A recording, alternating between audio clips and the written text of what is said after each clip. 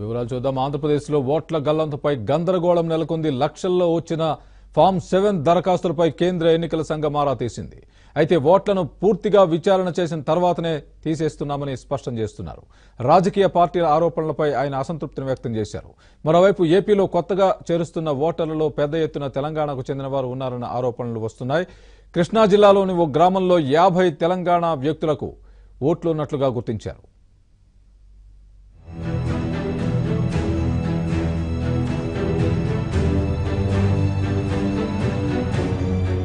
తెలంగాణ వ్యక్తుల ఓట్లు ఏపీ ఓటర్ల జాబితాలో ప్రత్యక్షమయ్యాయి. ఆంధ్రప్రదేశ్లోని సరిహద్దు జిల్లాల్లో ఈ ఓట్లు ప్రత్యక్షం కావడం తీవ్ర సంచలనం రేకెత్తిస్తోంది. కృష్ణా జిల్లాలోని నందిగామ నియోజకవర్గంలో ఖమ్మం జిల్లా వాసుల ఓట్లు ఓటర్ల జాబితాలో కనిపించాయి. ఇదే విధంగా గుంటూరు, కృష్ణా, కర్నూలు జిల్లాల్లో సరిహద్దు నియోజకవర్గాలలో తెలంగాణ ఓట్లు చేరిపోయాయని టీడీపీ హైకమాండ్ కు సమాచారం అందడంతో పార్టీ నేతలను అప్రమత్తం చేశారు.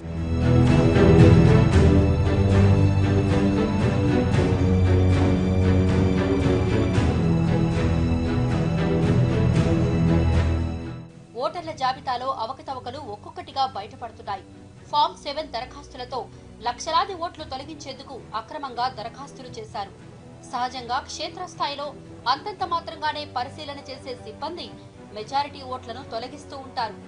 ఈసారి సజీవంగా ఉన్న వారి ఓట్లను, పైగా తెలుగుదేశం పార్టీకి చెందిన సానుభూతి పరుల ఓట్లను తొలగించాలని ఫామ్ 7 రూపంలో వైఎస్ఆర్సీపీ నేతల పేర్లతో బెంగళూరు, హైదరాబాద్ నుంచి ఆన్లైన్లో అందిన దరఖాస్తులు బోగస్ అని తేలిపోయింది. దీనిపై రాష్ట్ర ప్రభుత్వం సీరియస్ కావడంతో ఇప్పటికే స్థానికంగా ఉండే బూత్ లెవెల్ అధికారులు, మండల స్థాయి అధికారులు ఇచ్చిన ఫిర్యాదు మేరకు దాదాపుగా 360 క్రిమినల్ కేసులు నమోదయ్యాయి.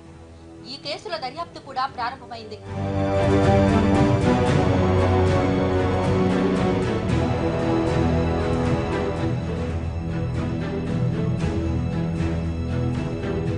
పోలీసులు ఫామ్ 7 దరఖాస్తులపై క్రిమినల్ కేసులు నమోదు చేస్తుండటంతో ఇవి పూర్తిగా తగ్గిపోయాయి.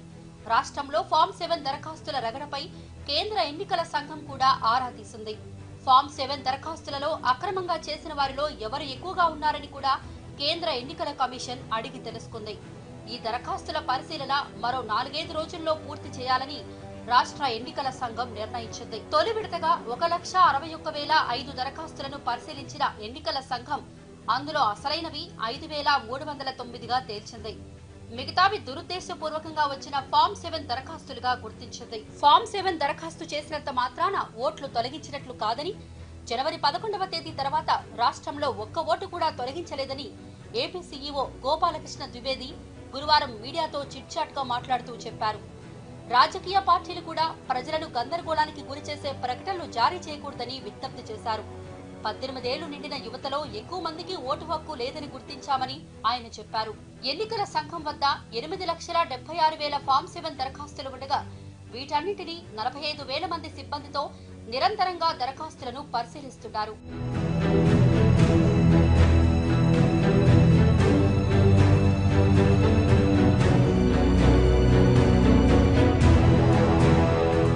ఓవైపు ఫామ్ 7 వ్యవహారం నడుస్తుండగానే కొత్తగా చేరుతున్న ఓట్లలో అనేక అవకతవకలు బయటపడుతున్నాయి. తెలంగాణకు చెందిన అనేక మంది ఏపీలో ఓట్లు నమోదు చేసుకుంటున్నట్లు తేలింది.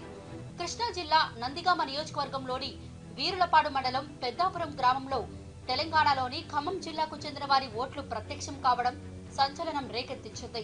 తమ ఓటర్ల జాబితాలో వేరే వారి పేర్లు ఉండటమేమిటని ఆశ్చర్యపోయిన తెలుగుదేశం వర్గాలు తహసీల్దార్ కార్యాలయం ముందు ధర్నా చేశారు.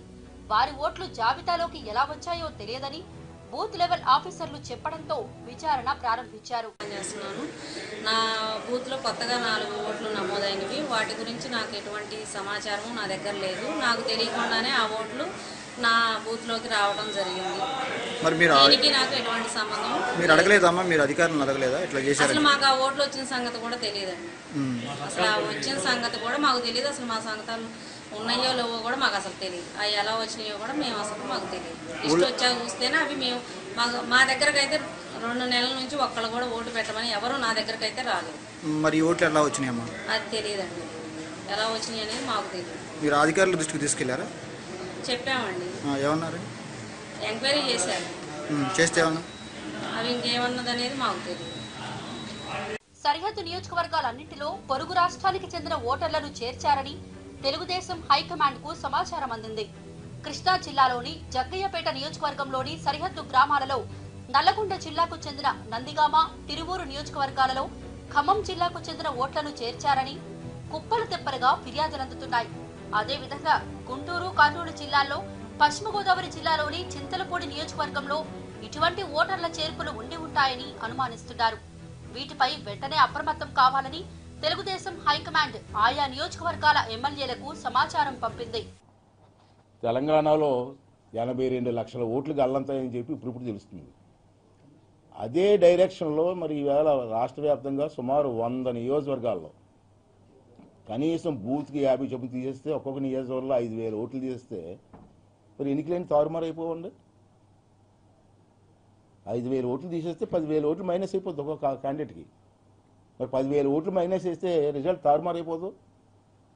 అంటే ఎవరైనా ప్రజాస్వామ్యంలో మనం చూసేది ఏంటంటే ప్రజల దగ్గరికి వెళ్ళి మేము ఈ కార్యక్రమాలు చేసి ఇప్పటి వరకు రేపు మళ్ళీ గెలిస్తే ఈ కార్యక్రమాలు చేస్తామని చెప్పి ఓట్లు అడుగుతాం మేము. అలాంటిది ఆ పని చేయకుండా ఓట్లనే తొలగించే ప్రక్రియ చేయడం అన్నది చాలా బాధాకరమైన విషయం. ఇది చాలా పెద్ద నేరం. మరి ఇమీడియట్గా ఎన్నికల కమిషను దీన్ని మరి సీరియస్గా తీసుకొని వీళ్ళందరి మీద క్రిమినల్ చర్యలు పెట్టి మరి చేయవలసిన అవసరం ఉందని చెప్పి కూడా నేను మనం చేస్తున్నాను.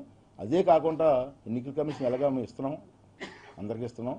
రేపు నేను నా నర్సీపట్నం నియోజకవర్గం తరఫున మరి హైకోర్టులో కూడా దీని మీద కేసు పెట్టాలని చెప్పి నేను నిర్ణయం తీసుకోవడం జరిగింది. మరోవైపు ఫామ్ 7ల నమోదుపై టీడీపీ నేతలు ఎక్కడికక్కడ ఫిర్యాదులు చేస్తున్నారు.